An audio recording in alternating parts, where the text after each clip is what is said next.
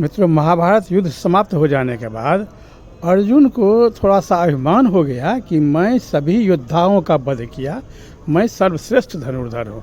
और इस तरह का बात अपने लोगों के बीच में वह एक बार चर्चा किए। तो श्री कृष्ण अर्जुन को समझाने के लिए अर्जुन को रथ पर बैठाया, कहे कि अर्जुन मेरे साथ चलो घूमने के लिए। ले गए एकांत में, और एकांत में एक फील्ड में जा कर के कहे कि अर्जुन रथ को रोको।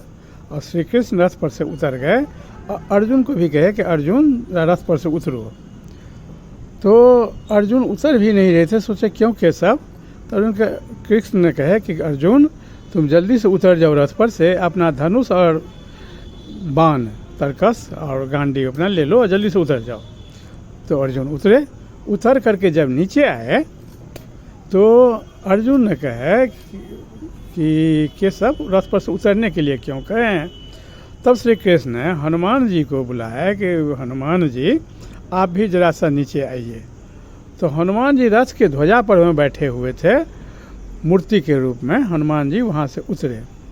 हनुमान जी उतरे, उसके बाद हनुमान जी को श्री कृष्ण ने कहे कि हनुमान जी अब आप अपना ध्वजा भी रथ पर से हटा लीजिए। तो हनुमान जी अपना ध्वजा रथ पर से जहाँ की हटाए कि रथ धू धू करके जलने लगा। तुरंत कुछ ही देर में वह राख का ढेर बन गया। कृष्ण तो मुस्कुरा रहे थे कि अर्जुन बड़ा आश्चर्यचकित होकर के इस बात को देख रहे थे। तब हनुमान जी ने कहे कि प्रभु आपके आज्ञानुसार मैं युद्ध भर तो रथ को संभाले रखा कि मुझे खेद है कि मैं कर्ण के बाण से रथ का रक्षा नहीं कर सका।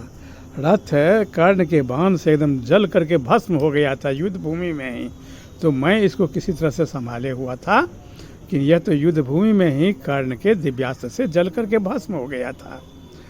तब श्री कृष्ण ने अर्जुन को समझाया कि अर्जुन युद्ध जो जीता तो रथ तो तुम्हारा सूर्य में एक से एक दिव्यास्त्र चला था, उसी समय जल करके भस्म हो गया था। और कर्ण तो इसको एकदम बर्बाद कर दिया था। तो मेरे माया के कारण रथ अभी तक सुरक्षित था और हनुमान जी मेरे ही कारण रथ को अभी तक संभाले हुए थे। अब हम उतर गए, हनुमान जी उतर गए और हनुमान जी अपना ध्वजा हटाए। अब तुम अपने रथ को देखो और तुम अपने वीरता के बारे में अब सोच लो। अर्जुन बड़ा हतप्रभ हो गया और क्षमा मांगा कि प्रभु मुझे ज्ञान हो गया कि इसमें हम लोगों का हमारा कोई बहादुरी नहीं है। इस सृष्टि में कुछ भी बिना आपके कृपा से संभव ही नहीं है। आप जो चाहेंगे वही होगा।